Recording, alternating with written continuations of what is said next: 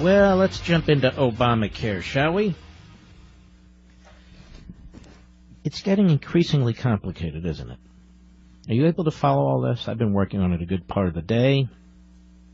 Certain bigwigs on Capitol Hill, one in particular, spoke to me today, trying to convince me of the wisdom of his way and the party's way. I told him politely, and we had a nice discussion, that, sorry, count me out. There are also things going on behind the scenes up there, according to reports. Real terrible strong-arm tactics by this guy, Steve Scalise. I've never liked this guy. The number 3 Republican in the House. And now the President of the United States, Donald Trump, is 100% behind this. I wonder if he and his staff even understand what this is. And he's going to go back on the campaign trail to push for it. So we have this very, very interesting combination of the Rhino establishment Republicans and Donald Trump pushing for a massive big government health care plan. And this is why I've always told you, don't abandon your conservative principles. Conservatism is based on principles. This other stuff is not.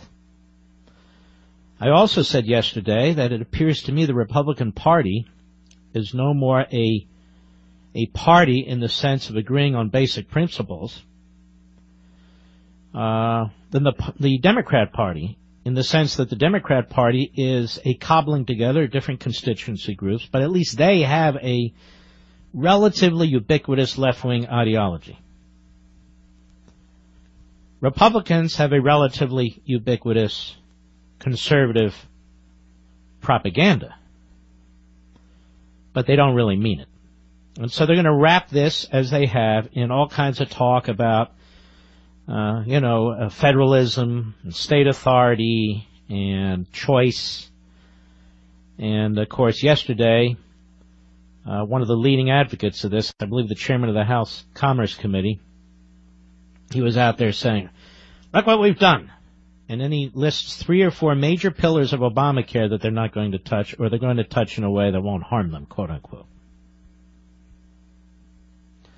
So let's get started here. There's something that is a little complicated, and yet, let me just explain this. There are regulations, massive numbers of regulations that have an enormous economic impact, particularly and including with, with insurance companies. Now, the regulations, particularly guaranteed issue and community rating, are almost exclusively responsible for destroying the marketplace. These regulations are almost exclusively responsible for destroying the insurance marketplace. But they would stay in place because they will not run them through the budget reconciliation process, because I was told that the parliamentarian of the Senate will say it's not a budget-related matter. And I want you to think about this. These regulations are extremely damaging, and financially so. And yet the parliamentarian of the Senate is going to say that they don't have a budgetary impact? Well, of course they have a budgetary impact. Now, the Congressional Budget Office concluded that it did. If you look at, a recent court case, they said, the court did, obviously, without these regulations, essentially money wouldn't be flowing into the system. So that's number one. Number two, they're leaving these price hiking regulations in place, but then they're getting rid of the individual mandate. And they're putting in place a 30% fine, if you will, penalty. If people are out of health care, that is out of insurance, for 63 days straight in the course of a year, when they come back in, they'll be penalized by 30%. But I can think of an example. I mean, it's not a perfect example, but I can think of an example, at least one, that we talked about yesterday on how this could work if you're a young person. So what if you pay a 30% penalty? For a year, 2, 3, 5 years, you don't have coverage, and then you get ill, and then you get coverage, and you pay the coverage plus 30%. It still, financially, was a benefit not to get it. Then we have this thing called these tax credits, and I had this discussion with the individual. The reason I can't tell you is he called me confidentially, and look, I got to keep my confidences, but I'm revealing to you that the conversation occurred. Big deal. Truth is, I had rejected it how many times, Mr. Producer? Twice? 3 times? But, look, he's a very, very nice guy, but so be it. Tax credits. When you hear the word, the phrase tax credits, you think, okay, that's cool. Tax credits. People can deduct the cost from their taxes. You should be able to do that. Well, that's fine. But if you don't earn enough, if you're over the Medicaid level, but you still don't earn enough to pay enough taxes to equalize what your tax credit is, you and I are subsidizing. And I said that to the gentleman today. I said, well, wait a minute. Am I right that in the aggregate, the federal taxpayer is going to be subsidizing an enormous amount of money? And he said yes. Yes. Massive Medicaid expansion. Medicaid is a disaster right now financially. It takes up 20 to 25% of every dollar that states spend, budget dollar. And it's been expanded under Obamacare. And most of the people who've gotten health care under Obamacare have gotten it under Medicaid. Medicaid, which in many respects is a welfare program. So they say this expansion will continue, the entire Medicaid expansion, until 2020. Now, what do you think is going to happen between now and 2020? What do you think these governors are going to do, Democrat and Republican? And they're throwing $100 billion at the states to deal with high-risk pools and the chronically ill.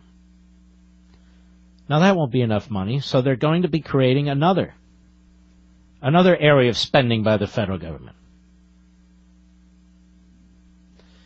Now, I want to get back to this issue where they say, well, the parliamentarian will say that's, we can't get this stuff passed, some of this through the Senate.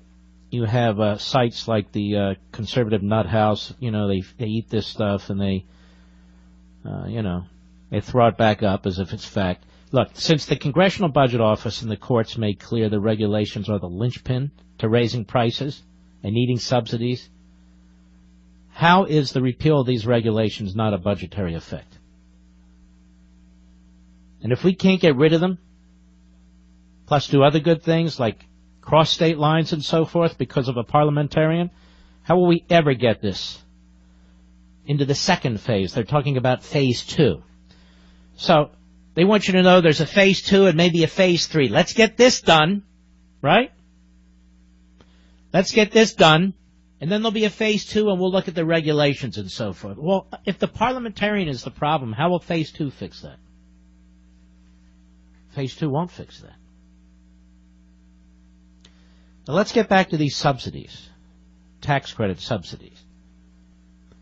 We're going to be giving families who earn $150,000 up to $14,000 in subsidies. And they're not phasing it out completely until $290,000 of income for a family. Now, this is on top of the cost of the regulations. How will we ever move towards more of a competitive market system for insurers? To market to the middle and upper middle class, to bring down costs, when we're quote-unquote subsidizing the middle and upper middle class. Well, Mark, what's the problem? They're a tax credit. I told you before. A lot of these tax credits are nothing more than subsidies.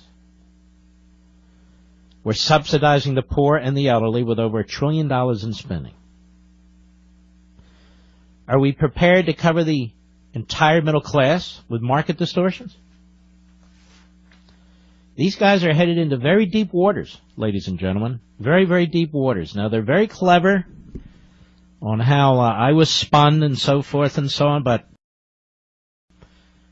We have a lot of talk show hosts that have jumped into this with both feet because they just like being called by powerful members of Congress.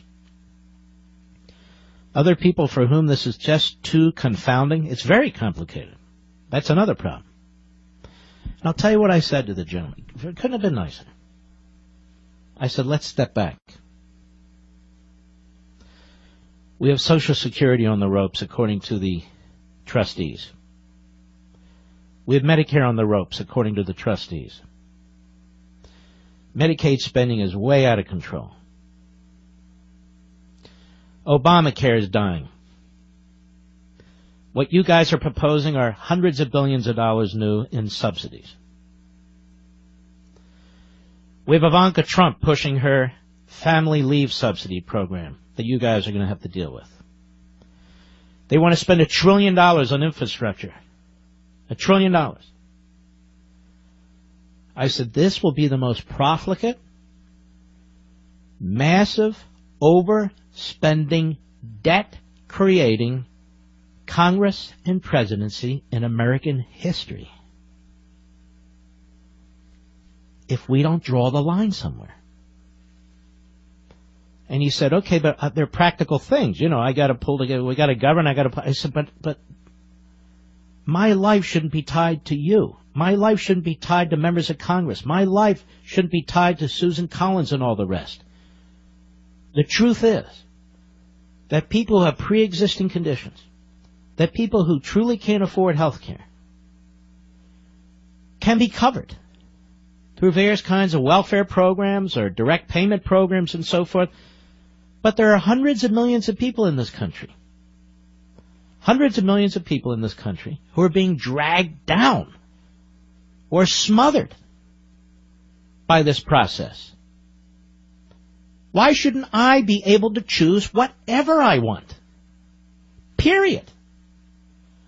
Why shouldn't I be able to choose a slimmed-down catastrophic program and only a catastrophic program? What are we doing to future generations, to children and grandchildren and generations yet born, with these massive, overwhelming costs, debt, entitlements? And I ask you the same question.